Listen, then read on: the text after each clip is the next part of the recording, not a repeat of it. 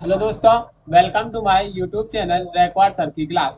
आज के इस वीडियो में हम क्लास 12 फिजिक्स चैप्टर 1 है अपना विद्युत आवेश तथा क्षेत्र। इससे संबंधित दोस्तों अपना क्वेश्चन नंबर है 12वां। तो इसमें दोस्तों ये अपना क्वेश्चन नंबर 12 क्या है देखते हैं कि एक समान विद्युत क्षेत्र में विद्युत द्विध्रुव पर लगने वाले बल युग्म के लिए सूत्र की व्युत्पत्ति कीजिए तथा अधिकतम एवं न्यूनतम बल आघूर्ण के लिए शर्तें लिखिए। तो दोस्तों एक समान विद्युत क्षेत्र में विद्युत द्विध्रुव पर लगने वाले बल युग्म के लिए सूत्र की व्युत्पत्ति, ये दोस्तों एक अलग क्वेश्चन आता है। और यदि मान लो, और दोस्तों ये ऐसा भी क्वेश्चन आ सकता है कि एक समान विद्युत क्षेत्र में अधिकतम एवं न्यूनतम बल आघूर्ण के लिए शर्तें लिखिए। दोस्तों तो ये दो क्वेश्चन दोस्तों बन सकते हैं, या फिर ये एक ही क्वेश्चन में पूरा आ सकता है। तो दोस्तों इसके पहले हम 11 क्वेश्चन पढ़ चुके हैं दोस्तों। हम आवेश उत्पत्ति का इलेक्ट्रॉनिक सिद्धांत पढ़ चुके हैं, आवेश का क्वांटीकरण पढ़ चुके हैं, उससे संबंधित न्यूमेरिकल भी आवेश क्या है इसका विमेय सूत्र पढ़ चुके हैं, कूलाम के नियम की व्युत्पत्ति भी दोस्तों हम कर चुके हैं। और उसके बाद हमने विद्युत क्षेत्र की तीव्रता की परिभाषा को पढ़ा। फिर हमने दो बिंदु आवेश का विद्युत क्षेत्र की तीव्रता के लिए पढ़ा। फिर हमने परावैद्युतांक के बारे में पढ़ा, विद्युत द्विध्रुव आघूर्ण के बारे में पढ़ा। फिर हमने अक्षीय स्थिति में विद्युत क्षेत्र की तीव्रता के बारे में पढ़ा और निरक्षीय स्थिति में विद्युत क्षेत्र की तीव्रता के बारे में पढ़ा। और आज का अपना क्वेश्चन है, टॉपिक है कि एक समान विद्युत क्षेत्र में विद्युत द्विध्रुव पर लगने वाले बल युग्म के लिए सूत्र की व्युत्पत्ति कीजिए तथा अधिकतम एवं न्यूनतम बल आघूर्ण के लिए शर्तें लिखिए। तो देखते हैं दोस्तों अपना क्वेश्चन एक बार और। एक समान विद्युत क्षेत्र में विद्युत द्विध्रुव पर लगने वाले बल युग्म के लिए सूत्र की व्युत्पत्ति कीजिए तथा अधिकतम एवं न्यूनतम बल आघूर्ण के लिए शर्तें लिखिए। तो दोस्तों देखते हैं इसका किस प्रकार से हल है पूरा। सबसे पहले दोस्तों क्या है, सबसे पहले दोस्तों हम इसमें लिखेंगे, ये है दोस्तों क्या इसमें दोस्तों क्या है कि एक समान विद्युत क्षेत्र में चाहिए है दोस्तों, एक समान विद्युत क्षेत्र में। तो ये दोस्तों अपना एक समान विद्युत क्षेत्र है दोस्तों, ये जो मैंने बनाया है ये एक समान विद्युत क्षेत्र है। तो इस पर लगने वाले बल युग्म के लिए सूत्र की व्युत्पत्ति करना है दोस्तों। तो विद्युत द्विध्रुव दोस्तों जो मैंने आपके लिए पढ़ाया है, तो पहले तो उसी की आवश्यकता है। विद्युत द्विध्रुव तो बराबर और विपरीत आवेश एक दूसरे से 12 पर स्थित होते हैं, तो उसे विद्युत द्विध्रुव कहते हैं। तो एक समान दोस्तों सबसे पहले ये हमने एक समान विद्युत क्षेत्र बनाया।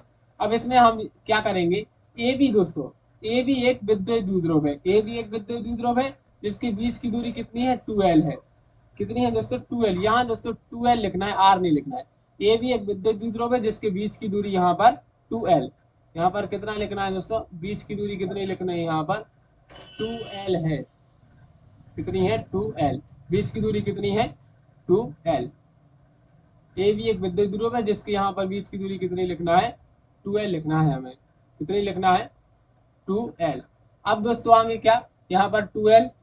अब उसके बाद दोस्तों हाँ, जो प्लस क्यू और माइनस क्यू, ये दोस्तों जो माइनस क्यू एवं प्लस क्यू आवेश से मिलकर बना है और दोनों आवेशों के बीच की दूरी है 2l। कितनी है 2l, 12 है। यह द्विध्रुव एक समान विद्युत क्षेत्र में रखा है दोस्तों। एक समान, सबसे पहले दोस्तों हमने एक समान विद्युत क्षेत्र बनाया। क्या किया, सबसे पहले हमने एक समान विद्युत क्षेत्र बनाया। उसके बाद ए भी एक विद्युत द्विध्रुव है, जो ए भी एक विद्युत द्विध्रुव है जो प्लस क्यू और माइनस क्यू आवेश से मिलकर बना है दोस्तों, प्लस क्यू और माइनस क्यू आवेश से मिलकर बना है। और दोनों आवेशों की बीच की दूरी कितनी है दोस्तों 2l है। कितनी है दोनों आवेशों की बीच की दूरी 2l, ये यहाँ पर दोस्तों 2l लिखना है। दोनों आवेशों के बीच की दूरी है अपनी 2l। कितनी है 2l। और यह द्विध्रुव दोस्तों एक समान विद्युत क्षेत्र में रखा, ये अपना एक समान विद्युत क्षेत्र है जो मैंने ये लाइनें बनाई है। अब इसके बाद दोस्तों हम क्या करेंगे कि इनके लिए दोस्तों ये वाली लाइन और ये वाली लाइन दोस्तों हम जोड़ देंगे। क्या कर देंगे, जोड़ देंगे। अब दोस्तों इस ई बिंदु पर हमें विद्युत क्षेत्र की तीव्रता ज्ञात करना है। ये किस बिंदु पर, इस ई बिंदु पर दोस्तों हमें विद्युत क्षेत्र की तीव्रता ज्ञात करना है। किस दोस्तों, इस ई बिंदु पर दोस्तों हमें विद्युत क्षेत्र की तीव्रता ज्ञात कर, एक बार और देख लेते हैं दोस्तों।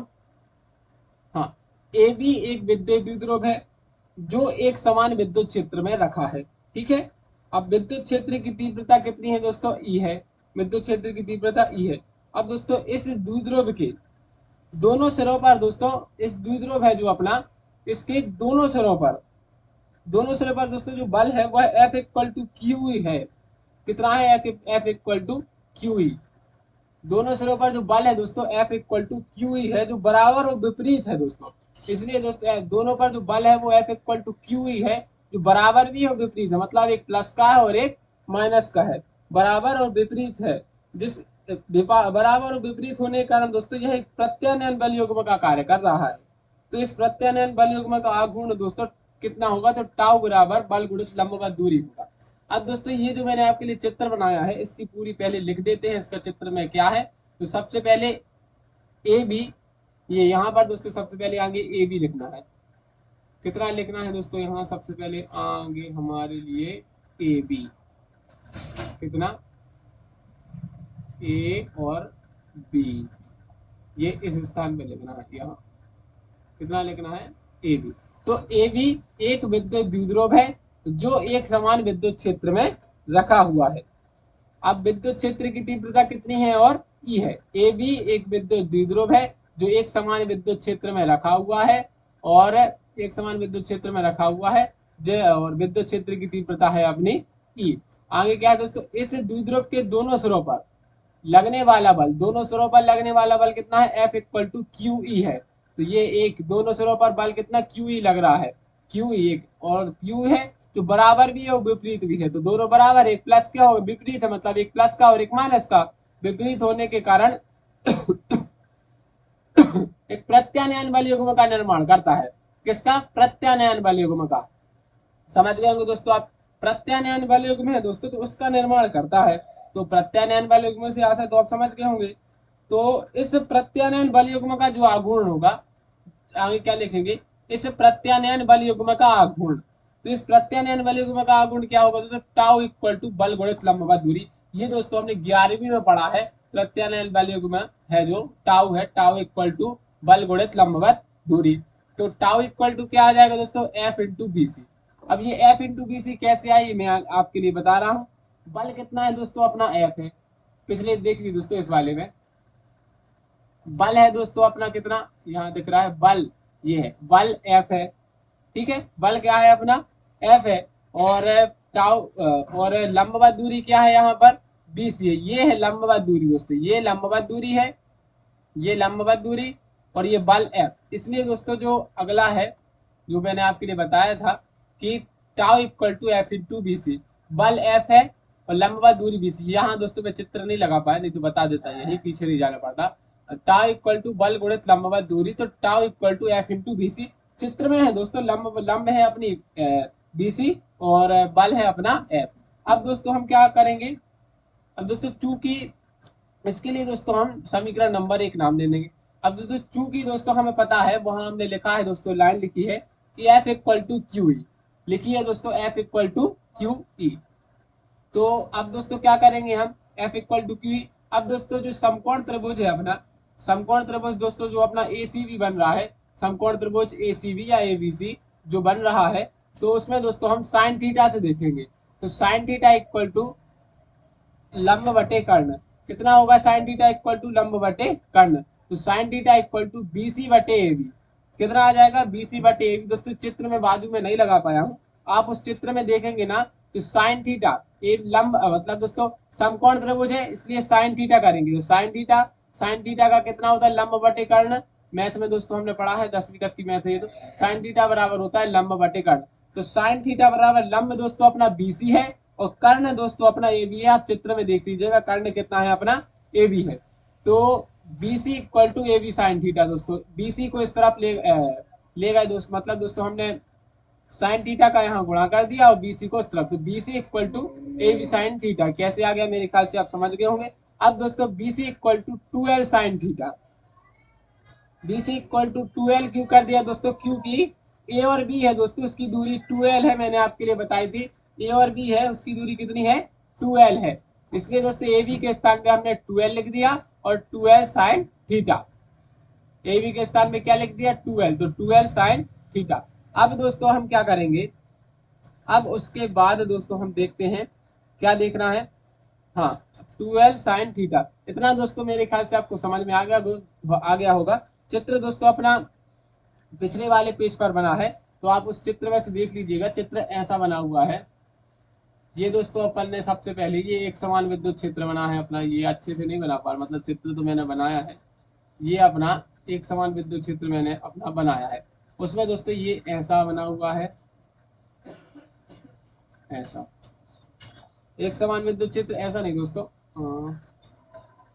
वहां उस तरफ भी तो बना हुआ है, फिर मैं यहाँ आपको बना के बता देता हूँ एक बार और। तो ये अपना एक समान पहले क्या है, ये अपना एक समान विद्युत क्षेत्र है। अब एक समान विद्युत क्षेत्र है दोस्तों, ये अपना यहाँ पर द्विध्रुव है ए बी। यहाँ पर कितना है, ए और बी, कितना है ए और बी। यहाँ इसको दोस्तों हमने 2L नाम दिया है। क्या नाम दिया है, 2L। इतने को हमने 2L नाम दिया है उस चित्र में। और यहाँ पर C है दोस्तों। तो इसी के अनुसार दोस्तों मैं आपके लिए बता रहा हूँ कि टाउ इक्वल टू बल गुणित लंबवत दूरी। तो बल यहाँ पर दोस्तों अपना क्या है, बल अपना F पिछली बोस लाइन में लिखा है। और जो लंबवत दूरी है, बल क्या है अपना F है गुणित लंबवत दूरी। लंबवत दूरी मतलब जो लंब में है दोस्तों, लंबवत दूरी क्या है, BC। क्या है, BC। अब दोस्तों हमने A, C और B समकोण त्रिभुज है दोस्तों, ए सी और बी, ए बी सी लिख गया दोस्तों। ए सी और बी लिखना है, ए सी और बी। तो इसमें देखेंगे दोस्तों साइन थीटा क्या होता है, लंब बटे कर्ण। तो लंब है अपना बीसी और कर्ण है अपना कितना, लंब है बीसी और कर्ण है अपना ए बी। कितना है, ए बी। इसलिए दोस्तों हमने बीसी बटे ए बी कर दिया। तो बीसी बराबर ए बी साइन थीटा और बीसी बराबर 2L साइन थीटा। तो इस प्रकार से दोस्तों ये पूरा चित्र में आप एक बार और अच्छे से देख लीजिएगा। इस प्रकार से है दोस्तों ये पूरा। अब आगे चलते हैं। अब आगे क्या हो जाएगा दोस्तों, समीकरण 1 से हम देखेंगे। अब समीकरण 1 से क्या देखेंगे, समीकरण 1 क्या है अपना, tau equal to F into BC था दोस्तों। समीकरण 1 अपना कितना था, tau equal to F into BC. आप देख लीजिएगा पिछले पेज पर। समीकरण 1 था अपना tau equal to F into BC. कितना था मैं आपके लिए बता देता हूँ एक बार और पीछे चल जाके। तो tau equal to F into BC ये अपना समीकरण नंबर 1 था। ठीक है। तो वहां दोस्तों हमने F equal to Q E, मतलब एफ के स्थान पे Q E into 2L sine theta. BC का मान दोस्तों हमने कितना निकाला था, 2L साइन थीटा। अब दोस्तों कितना आ जाएगा, tau equal to 2QL into E sine theta. वो ये दोस्तों 2Q और L को पास में ले आए और ई को मतलब गुणा कर दिया। तो 2QL ई साइन थीटा। तो आगे क्या हो जाएगा, चूंकि दोस्तों हम जानते हैं कि 2QL equal to P, P विद्युत द्विध्रुव आघूर्ण दोस्तों मैंने आपके लिए पढ़ा है 2QL इक्वल टू पी। तो क्या आ जाएगा दोस्तों, tau equal to P E sine theta. तो एक समान विद्युत क्षेत्र में विद्युत द्विध्रुव पर लगने वाले बल युग्म के लिए सूत्र की व्युत्पत्ति होगी दोस्तों। कितना है, tau equal to P E sine theta. अब इसी सूत्र के द्वारा हम इसके अधिकतम और न्यूनतम बल आघूर्ण के लिए शर्तें, शर्तें दोस्तों इसलिए जरूरी है क्योंकि शर्तें भी अलग से दे देते हैं वो कि एक समान विद्युत क्षेत्र में विद्युत द्विध्रुव पर लगने वाले बल युग्म के लिए अधिकतम एवं न्यूनतम बल युग्म के सूत्र के लिए अधिकतम एवं न्यूनतम बल आघूर्ण की शर्तें लिखिए। ऐसा क्वेश्चन भी आ सकता है, इसलिए शर्तें भी जरूरी है। तो देखते हैं, अधिकतम एवं न्यूनतम बल आघूर्ण के लिए शर्तें लिखिए। तो स्थिति नंबर फर्स्ट दोस्तों क्या है, यदि यदि थीटा बराबर 0, यदि थीटा बराबर 0 तो साइन थीटा बराबर 0। तो टाउ इक्वल टू क्या होगा, क्या दोस्तों निकला था अपना पीई साइन थीटा।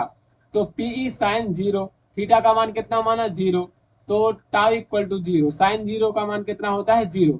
मतलब क्या हो गया, अर्थात यदि द्विध्रुव विद्युत क्षेत्र की दिशा में है तो लगने वाले बल आघूर्ण का मान कितना होगा, 0 होगा। यदि द्विध्रुव विद्युत क्षेत्र की दिशा में है तो लगने वाले बल आघूर्ण का मान 0 होगा। मतलब स्थिति फर्स्ट में क्या है दोस्तों, यदि दिशा में है ना तो उसका मान 0 होगा। ये दोस्तों न्यूनतम हो गया।